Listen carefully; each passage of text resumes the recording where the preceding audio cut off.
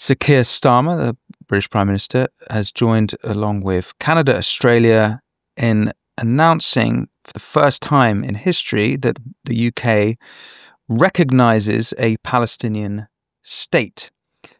I wanted to get your take on this. Let's start by you steelmanning Starmer's position. Why would Keir Starmer do this now in a war between Israel and Hamas? He is giving Hamas exactly what they wanted, and Hamas leadership have come out and said this is the fruits of October 7th. They're grateful that Starmer has done this. And if anything, it seems to me to be an incentive for Hamas to continue and for the war to continue. But Keir Starmer presumably doesn't want the war to continue. In fact, he said he wants Israel to stop. So what do you think is the best case to support Starmer doing what he's done? Well, thank you for having me, and that's quite the question to begin with. I think that we need to recognise that what we're seeing now with the recognition of a Palestinian state is an expression of a psychological problem that we have in the West, which is that we've been so convinced that the best way to achieve peace is to treat everybody as friends, that we've forgotten how to treat enemies as enemies, how to recognize enemies, and then how to treat them as enemies. And when it comes to the Israel-Hamas conflict, that instinct to want to treat everyone as friends, convinced that that's going to make everybody like us and everybody, make peace with us, that instinct is clouding our judgment, and it leads to woeful foreign policy decisions like this latest one of recognizing a Palestinian state. Is really the culmination of a stance that the West has held for quite a long time, since shamefully soon after October the 7th, where the West began to support Hamas, basically, or the Palestinian side, and didn't hold firm with Israel. That unity behind Israel didn't last very long, if it lasted at all. On October the 8th, the UN Security Council met and did not manage to unanimously pass a resolution condemning October the 7th.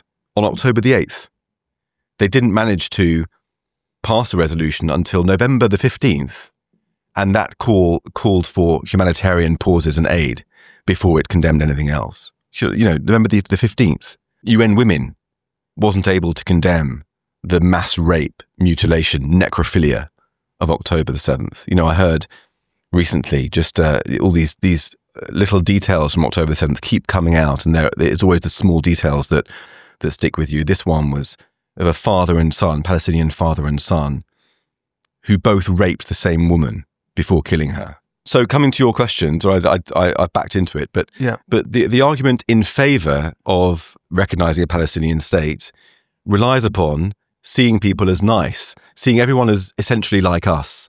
It's something that's known as the Wickhamist fallacy. Everybody basically has the soul of an old boy who went to Winchester College, and all you've got to do is treat them decently, and then that old boy will come out and there'll be a jolly good egg, and you can make peace. I mean, that's what led to us invading Iraq, invading Libya, and thinking that all you've got to do is get rid of the regime, and naturally democracy will emerge because it's everyone's natural state.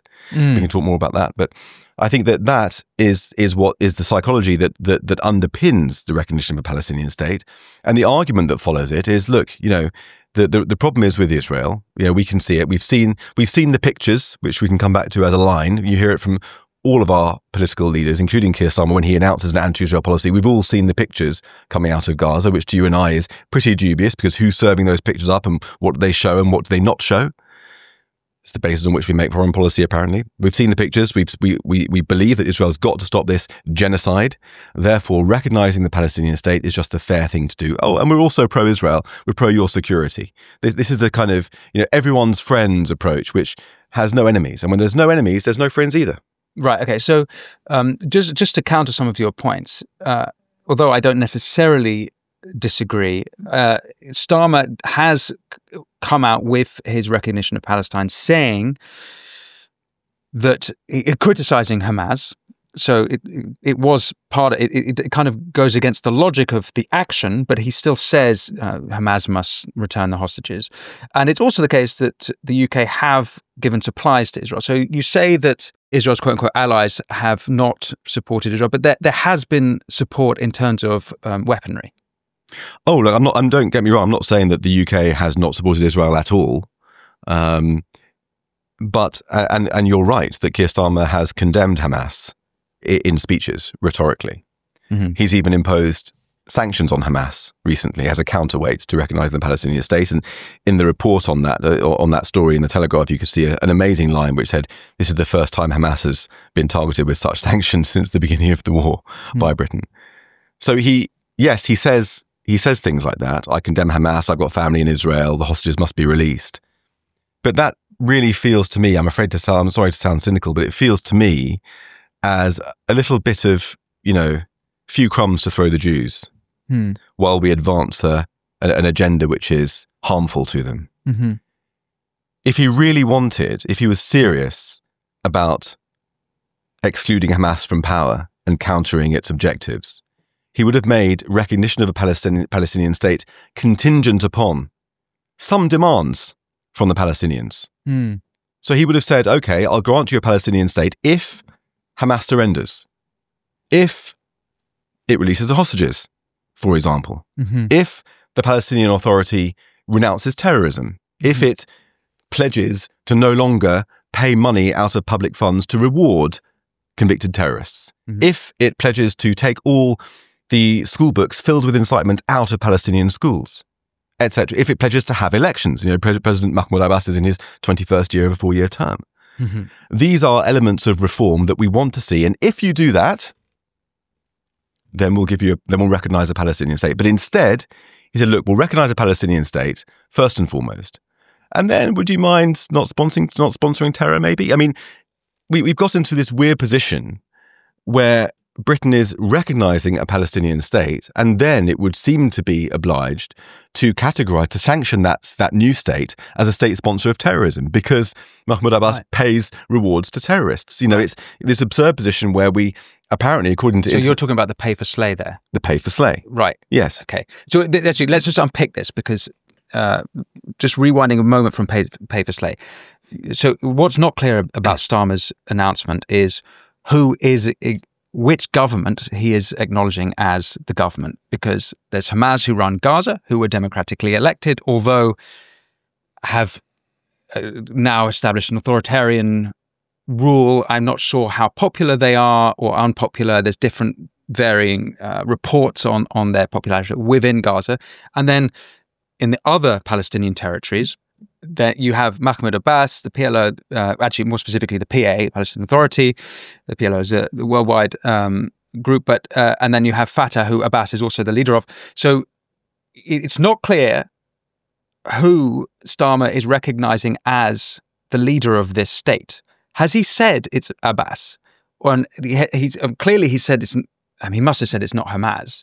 What do we know about that specific detail? Well, I mean, it would, yes, it's Abbas, it's the Palestinian Authority. Has he said that? Yes, I believe so. That's the British position. Okay, so from that, then we get to the pay for slay. This needs to be coloured in because I think a lot of people don't actually know about this. So can you just explain the pay for slay? Sure. I mean, there's something that I reported on at the Telegraph in 2014, years and years ago. It's been around for a long time. So the Palestinian Authority, which is propped up with significant amounts of aid money from international donors such as ourselves, uses and is shot through with corruption, of which I could talk about for a long time, uses some of that money to pay handouts to anybody convicted of terror offences and their families. So it's presented as a kind of welfare, So this person, he tried to blow up some Jews in Tel Aviv. He's been sentenced to 20 years in prison, let's say. We're going to pay a sum of money, every month or every year, I think it's every month, to his family, to look after them while he's in prison. And it's got a mechanism built into it. So the longer you're convicted for, that means the more serious your crime is, the more money you're entitled to. So it functions as an incentive, a financial incentive. So if I'm a young Palestinian sitting in Ramallah or somewhere else, Nablus, and I think to myself, you know what, I want to go and stab some Jews at the Damascus Gate in Jerusalem. but who's going to look after my family if I get killed or if I get arrested? Don't worry, President Abbas to the rescue. Thanks for watching this clip from The Winston Marshall Show. You can click here to watch the full episode, and for more clips like this one, don't forget to subscribe. And as always, be well.